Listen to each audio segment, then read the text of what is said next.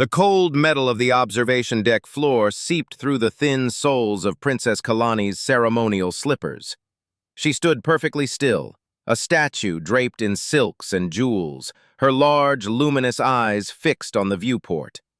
Beyond the reinforced transparanium glass, the void of space was no longer empty. It was filled with them.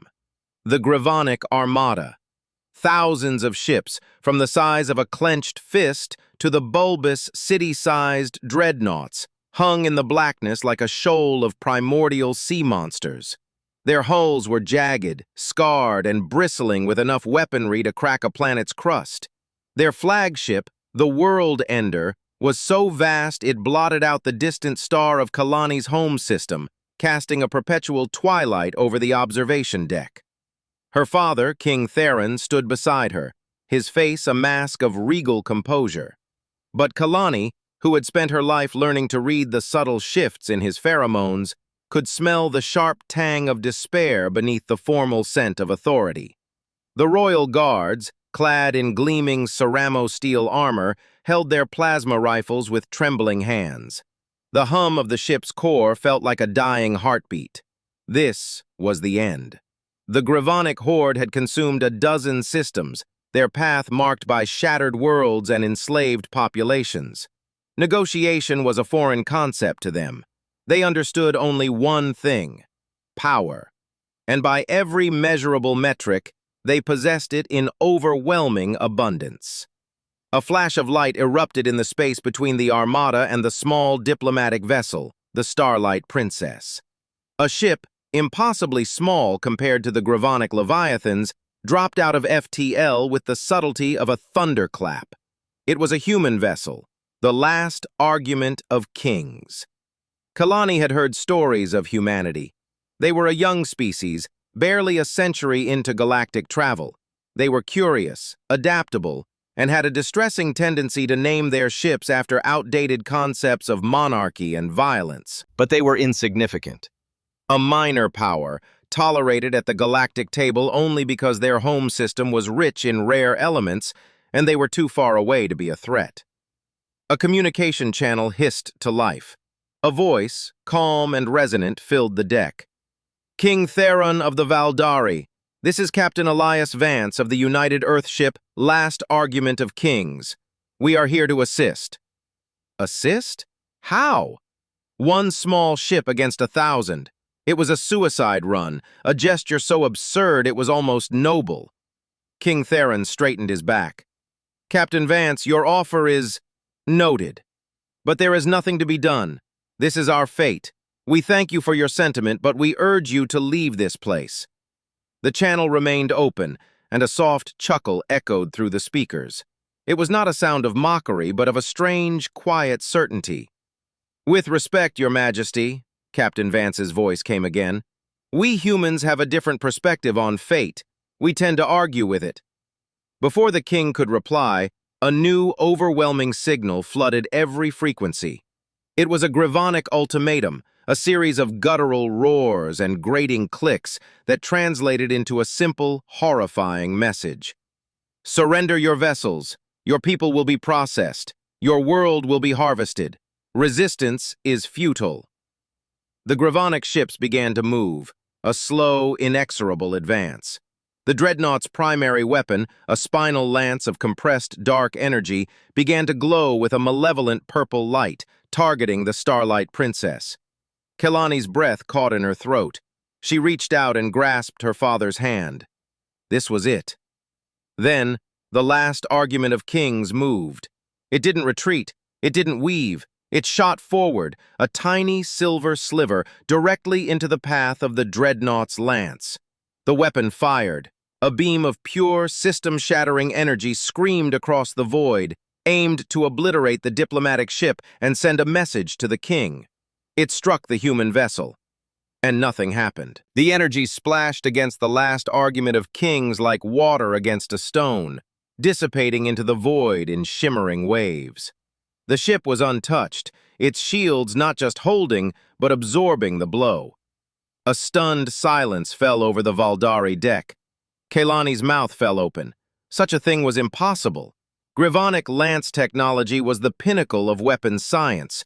No shield could withstand it. The human ship was no longer silver. Its hull had shifted, becoming a deep, light-absorbing black. Along its flanks, panels slid back, revealing emitters that hummed with a terrifying potential. It looked less like a ship now, and more like a coiled spring. "King Theron!" Captain Vance's voice was no longer calm. It was hard, sharp, a whetstone of a voice.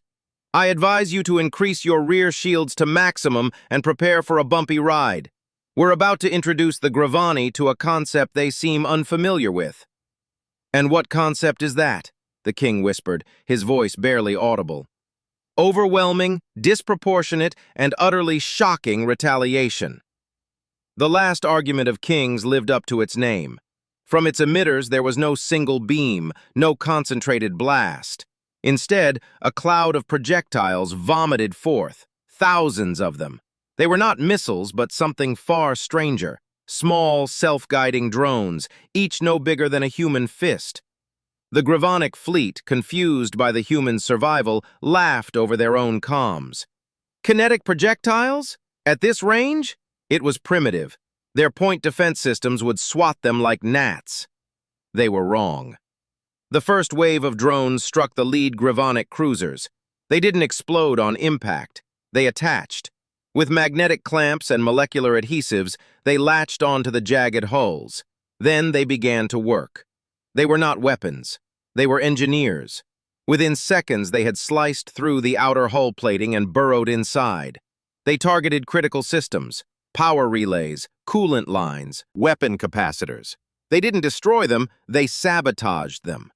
A cruiser's main gun, primed to fire, suddenly lost all power as its internal reactors were flooded with an inert gas from a breached line. Another ship's engines flared wildly, sending it spinning into its neighbor. A third began to vent its atmosphere as the drones welded its hangar bays shut from the inside. Chaos erupted in the Gravonic lines. The beautiful, terrifying order of their armada dissolved into a snarling, tangled mess. Ships collided. Their own weapons, miscalibrated by the sabotage, fired erratically, punching holes in Allied vessels. The World Ender, the mighty dreadnought, tried to bring its colossal power to bear. Its point defense systems were the most advanced in the galaxy. They tracked the tiny drones and fired. But the drones were no longer just attaching. They were moving. They swarmed like a cloud of metallic insects, flying in unpredictable patterns, their AIs learning and adapting to the defensive fire. They were a nuisance, a distraction. The real attack came from the last argument of kings.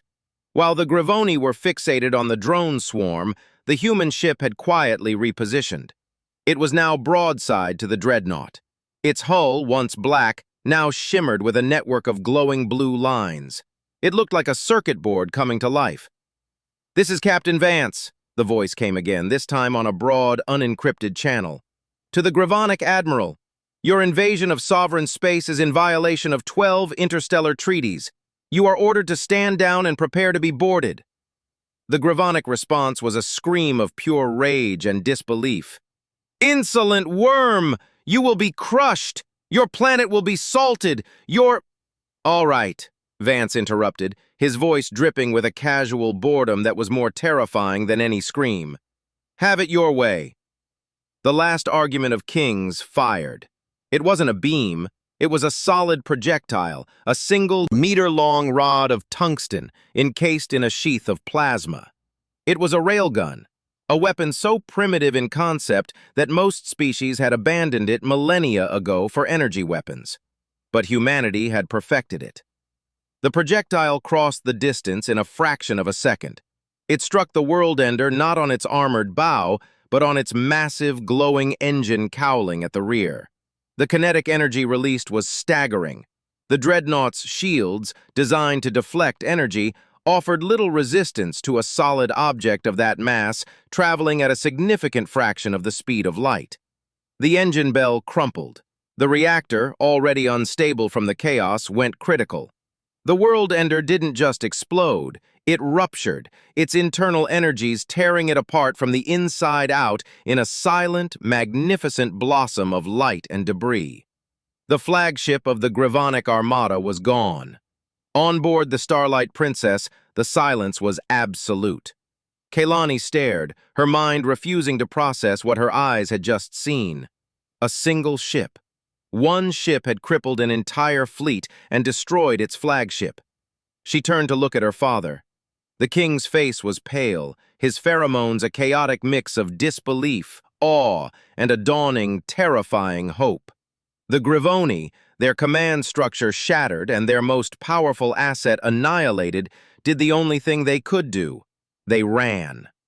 The remaining ships, their captains screaming in panic, engaged their FTL drives and fled into the dark, leaving their dead and dying behind. The battle, if it could be called that, was over. In the aftermath, a shuttle from the last argument of kings docked with the Starlight Princess. The airlock cycled, and a figure stepped through. He was tall for a human, with a weathered face, close-cropped gray hair, and eyes the color of a stormy sea. He wore a simple, functional uniform, devoid of medals or adornment. This was Captain Elias Vance. He walked onto the deck, his boots making a soft, solid sound against the metal. He stopped before the king and gave a short, respectful bow. "Your Majesty, apologies for the delay. We had to sweep for mines." King Theron, a ruler of millions, found himself speechless. He looked at this man, this representative of a species he had dismissed as insignificant, and saw something he had never seen before. It wasn't just confidence, it was a deep-seated, unshakable certainty in his own agency, a belief that no problem, no matter how insurmountable it appeared, was beyond a solution. "How?" the king finally managed to whisper. "How did you do this?" Captain Vance looked out the viewport at the drifting wreckage of the Gravonic fleet. A small, sad smile touched his lips. "We've had a lot of practice, Your Majesty. We've spent our entire history looking up at the dark, knowing there could be something out there bigger, meaner, and more powerful than us. It taught us a valuable lesson." "What lesson is that?" Kaylani asked, her voice barely a whisper. Vance turned his gaze to her. For a moment, his stormy eyes softened. "That power isn't about size, Princess. It's not about who has the biggest gun or the most ships. It's about what you're willing to fight for, and what you're willing to risk to protect it." He gestured towards the distant, fleeing Gravani ships. "They fight for conquest, for resources, for the thrill of domination. But us?" He looked back at the king. "We fight for each other, for our families, for the simple idea that we have a right to exist. And when you fight for that, you don't know how to lose. You just find a way." Kaylani looked at this strange being, this human. He spoke of fighting for family, for the right to exist. It was a concept so primal, so fundamental, that her own sophisticated ancient culture had somehow forgotten it. They had become so reliant on treaties and alliances, on the delicate balance of power, that they had forgotten the raw, compromising fire that burned at the core of survival. Her father, King Theron, finally found his voice. "Captain Vance, the Valdari people are eternally in your debt. We have nothing that can repay this." Vance shook his head. "You don't owe us anything, Your Majesty. We saw a people in trouble. It's what neighbors do." He then turned his attention to the ship's main console, his fingers flying across the controls with a familiarity that spoke of a lifetime of practice. "Now, if you'll excuse me, I have a report to file. My superiors are going to have a lot of questions about our weapons expenditure." He worked for a few moments, then paused, looking up at a secondary screen. He frowned, a deep, thoughtful expression. He tapped a few more keys, pulling up a long-range scan. "Captain?" the king inquired. "Is something wrong?" Vance didn't answer immediately. He was studying the trajectory of the fleeing Gravonic ships. They weren't just running, they were running in a specific direction, towards a particular sector of space, a sector that, according to his charts, contained only one thing of note: a small blue-green planet orbiting an unremarkable yellow star. Earth. "No," Vance said quietly, the calm certainty in his voice replaced by something else. something cold and hard. "Nothing's wrong, Your Majesty. It's just, our uninvited guests have decided to pay a visit to our home." The temperature in the room seemed to drop. Kaylani felt a chill run down her spine that had nothing to do with the ship's environmental controls. The Gravani, broken and beaten, were heading towards the one place that could unite humanity in a way nothing else could. They were heading towards their worlds, their families. "You must warn them!" Kaylani burst out, stepping forward. "Your people are in danger!" Vance looked at her, and for the first time she saw the full depth of the man. It wasn't just a soldier's resolve, it was something older, something primal. It was the look of a protector, a guardian whose den was threatened. He gave a short, sharp nod. "We will, Princess, but don't worry about us." He turned back to his console, his fingers now a blur. "You see, you've only seen one ship, one argument. We have thousands more, and we've been waiting for a reason to use them." He opened a channel. The signal was powerful, encoded, and directed towards a distant point in space. The words that came out of his mouth were simple, but they carried the weight of an entire species. "This is Captain Elias Vance, UES, Last Argument of Kings, to all United Earth Space Command vessels. Priority Alpha 1. The Gravonic Horde has been routed from Valdari space and is on an intercept course for the Sol system. I repeat, the Gravoni are coming home with us. Light the fires and sound the alarms. It's time to remind the galaxy why you don't start a fight you can't finish." He cut the channel and looked back at the stunned Valdari royals. The grim expression on his face softened slightly. "Your Majesty, Princess, I'd invite you to stay and watch, but I have a feeling it's going to get a little crowded out here. My people will escort you to a safe system. We'll be in touch." With another short bow, he turned and walked back towards his shuttle, leaving King Theron and Princess Kalani standing in the silent observation deck, staring after him. Kalani watched the hatch close behind him. She watched the shuttle detach and streak back towards the last argument of kings. And she watched as that small, deadly ship, its work here done, turned its bow towards the vastness of space and vanished into FTL, heading home to prepare for a war. She finally understood. The battle wasn't over. It had only just begun. And the Gravoni, in their rage and desperation, had just made the single greatest mistake of their existence. They had poked the bear, and the bear was bringing all its friends. She turned to her father, her luminous eyes wide with a terrifying, exhilarating realization. "Father," she whispered, her voice trembling not with fear, but with a profound, shattering awe. "That human is no ordinary being. None of them are. They are not just a species, they are a force, a storm. And the Gravoni have just sailed directly into its heart." King Theron put a hand on his daughter's shoulder, his own gaze fixed on the spot where the human ship had been. He felt a strange sense of pity for the Gravoni. They had no idea what was coming for them. They had never faced an enemy that would see their own annihilation as a price worth paying for victory. He looked at his daughter, at the fear and wonder in her eyes.